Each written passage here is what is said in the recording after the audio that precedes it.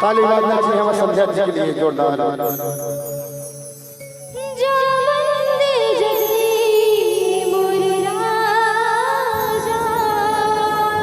क्या बात है समझा जी।